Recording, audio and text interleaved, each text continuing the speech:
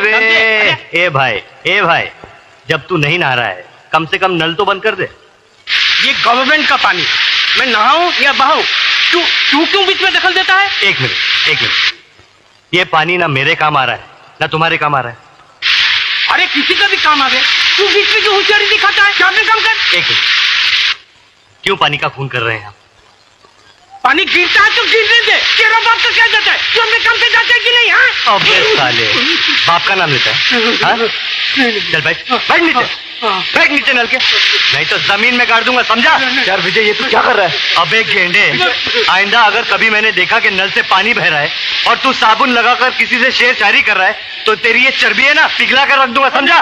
विजय, पानी जैसी छोटी चीज के लिए इतना गुस्सा? हाँ, ये छोटी सी बात नहीं है मेरे यार। अगर तुझे इस बात की गहराई को समझना है तो चल मेरे साथ मेरे गांव में। मैं तुझे पानी की एक एक बूंद की कीमत समझाता हूं। अरे जीने के लिए जितना जरूरी खून होता है ना, उतना ही जरूरी पानी होता है। अरे पानी का बंदोबस्त करने तो मैं यहाँ आया था शहर में। काश भगवान ने मुझे इतना गरीब न बनाया होता तो आज ये दिन देखना ना पड़ता। मतलब ये कि काश मैं तेरी मदद कर सकता, लेकिन क्या करूं, मैं तो खुद रोज कुआं खोदता हूं, रोज पानी पीता हूं। अरे यार, तूने तो मुझे सर छुपाने के लिए जगह दी है, लेकिन तू मेरे पैसों की फिक्र मत कर। मैं नौकरी करूंगा, मेहनत मजदूरी करूंगा और मेहनत करके अपने पैसे जमा करूंगा। लेकिन विजय, शहर में नौकरी इतनी आसानी से नहीं मिलती है। अरे ढूंढने से भगवान भी मिल जाता है, तो नौकरी क्या चीज है? हाँ? विजय, तू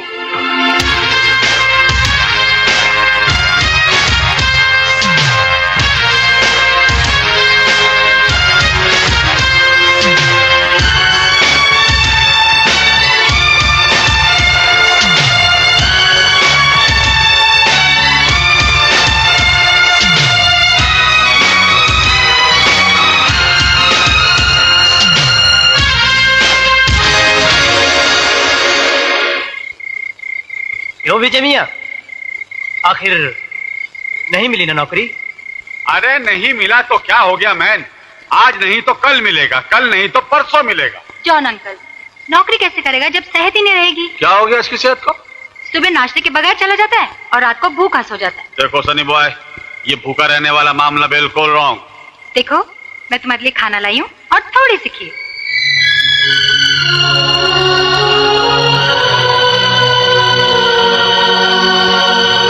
ए भाई, ये गरीब लोग का चाली है।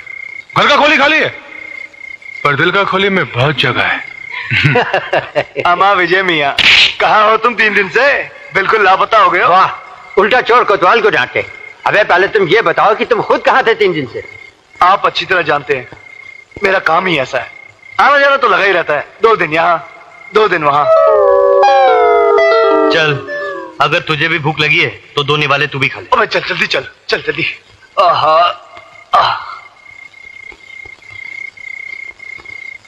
इस लड़के का जो खोएला पैसा है ना, वो इतना है कि उतना पैसा जमा करने का हम लोग सोच भी नहीं सकते। इम्पॉसिबल।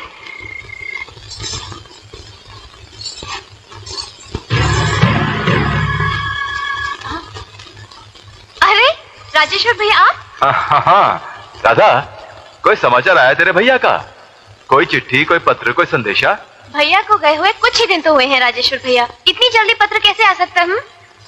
अब देखो ना, उसे जाकर कुछ ही दिन हुए हैं और मुझे लगता है कि महीनों गुजर गए।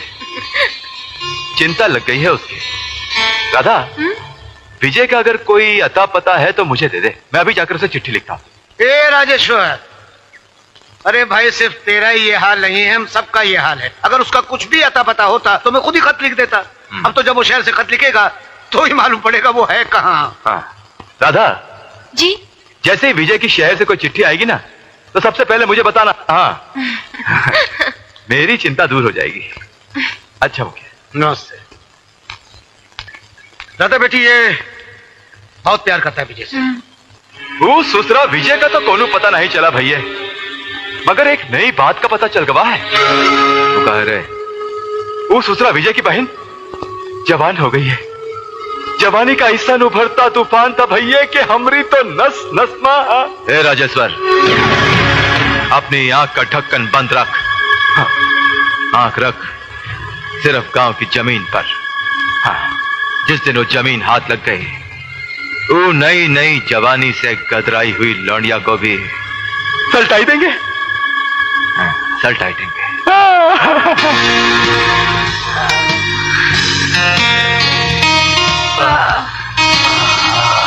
सूजी डार्लिंग, आज तो तुमने मुझे खुश कर दिया। जाओ ऐश करो।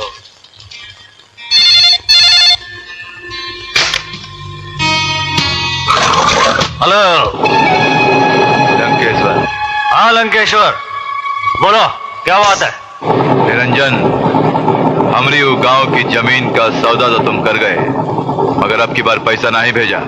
अरे भैया, करोड़पति बाप का बेटा हूं मैं। जब चाहूं बाप की तिजोरी से जितना मर्जी पैसा निकाल लूं। तो फिर डालो अपना बाप का तिजोरी में हाथ निरंजन, और हमरा पैसा भिजवा दो।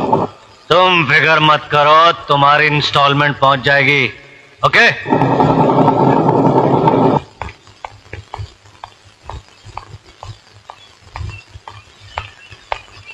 निरंजन। जी डैड। कल रात तुम कहाँ थे? डैड अपने पुराने बंगले पे। वो मेरे दोस्त विकी का बर्थडे था। और पार्टी तुम्ही ने दी थी, और ज्यादा दारू पीकर तुम वहीं सो गए होगे, है ना? बेटे, तुम गुमराही की जिस सड़क पर चल रहे हो उसकी मंजिल ठीक नहीं है। मुकद्दर ने तुम्हें दौलत दी है तो इसका मतलब ये तो नहीं कि तुम उसे दोनों हाथों से उड़ाओ। रहा सवाल तुम्हारे दोस्त और दोस्ती का, तो बरखुरदार जहां दौलत की रोशनी जगमगाती है वहां परवाने आ ही जाते हैं, मगर जैसे ही रोशनी बुझती है परवाने भी गायब हो जाते हैं। वैसे ही जिस दिन तुम्हारी जेब में नोट नहीं होंगे, तुम्हारे ये दोस्त भी नहीं होंगे, कोई तुम्हें पूछने वाला भी नहीं होगा। ओके ओके डैडी, आज से उन दोस्तों से मिलना जुलना बंद, ठीक है? अच्छा डैडी, मुझे हाथ खर्च के लिए कुछ रुपए चाहिए। फिर रुपए? अरे पिछले हफ्ते ही तो मैंने तुम्हें 50,000 रुपए दिए थे। डैडी, महंगाई कितनी बढ़ गई है आपको मालूम है? 50,000 रुपए में हफ्ते भर का खर्चा चलाना बहुत मुश्किल है। डैडी, वो जज का बेटा कतोड़िया, वो 20-20 हजार रुपए एक दिन में खर्च करता है, और वो राजू मिनिस्टर का बेटा 50-50 हजार रुपए यूं उड़ा देता है। दुनिया भर के बेटे क्या करते हैं ये मुझे नहीं मालूम बेटा, मगर तुम जो कुछ कर रहे हो वो गलत है, गलत है, गलत है। कभी पसीना बहा के 1 रुपया कमा के देखो बरखुरदार, तो जान जाओगे कि दुनिया में पैसा कमाना कितना मुश्किल काम है। डैडी, कभी कभी मुझे लगता है कि आपको औलाद से ज्यादा दौलत प्यारी है। नहीं, बाप की सबसे बड़ी दौलत होती है उसकी औलाद, मगर मैं देख रहा हूं कि मेरी औलाद एक ऐसी दिशा में जा रही है जिसका अंजाम ठीक नहीं है। अपने आप को संभालो बेटे, वरना एक दिन ऐसी गहरी अंधी खाई में जा गिरोगे जहां से मैं तो क्या तुम्हें भगवान भी नहीं बचा पाएगा। अपने वक्त है, संभालो संभालो अपने आप को। Good morning sir. Good morning. आज मजदूरों की पगार का दिन है। मैं बैंक से 10 लाख रुपए लेकर आया हूँ। ओह यस, आप गिन लीजिए। जिन पर विश्वास होता है वहां रुपए गिनने की जरूरत नहीं पड़ती। आओ चलें।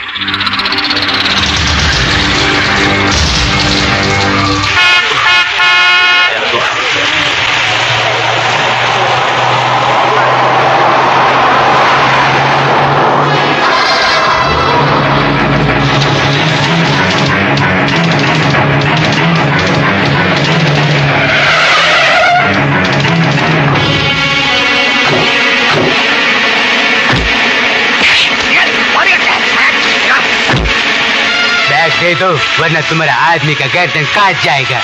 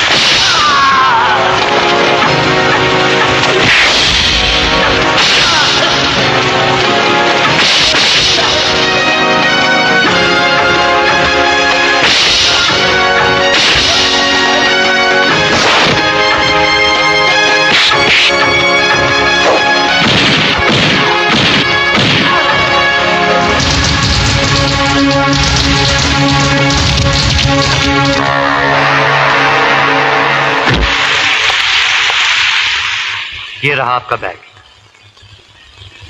क्या मैं तुम जैसे दिलेर आदमी का नाम जान सकता हूं? साहब, मेरा नाम विजय है। जानते हो इस बैग में 10 लाख रुपए थे। 10 लाख हो या 10 करोड़, जिसकी अमानत है उसे वापस मिलनी चाहिए। ये मेरा धर्म है साहब। मुझे तुम जैसे ईमानदार आदमी की तलाश भी थी और जरूरत भी। इसलिए तुम जहां भी काम करते हो कल से वहां काम नहीं करोगे। वहां तुम्हें जितनी भी तनख्वाह मिलती है मैं उससे दुगनी तनख्वाह तुम्हें दूंगा। कल से तुम मेरे लिए काम करोगे। साहब, असल बात यह है कि मैं भी नौकरी की तलाश में हूं। ये रहा मेरा कार्ड। कल सुबह 10 बजे फैक्ट्री में आ जाना। साहब, मैं समझ लूं कि नौकरी मिल गई?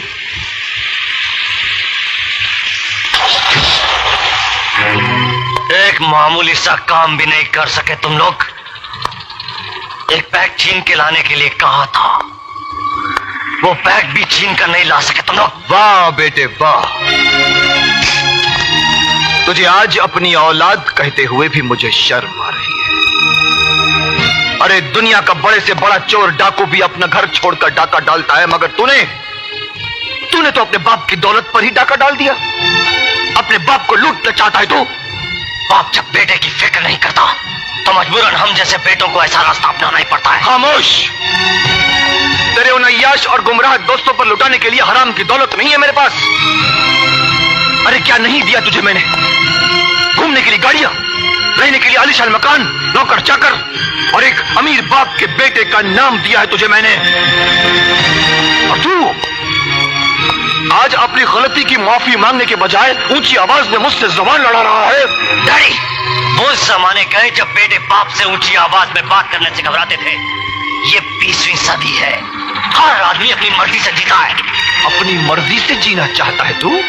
अपनी मर्जी से तो जा, जी कर दिखा मुझे।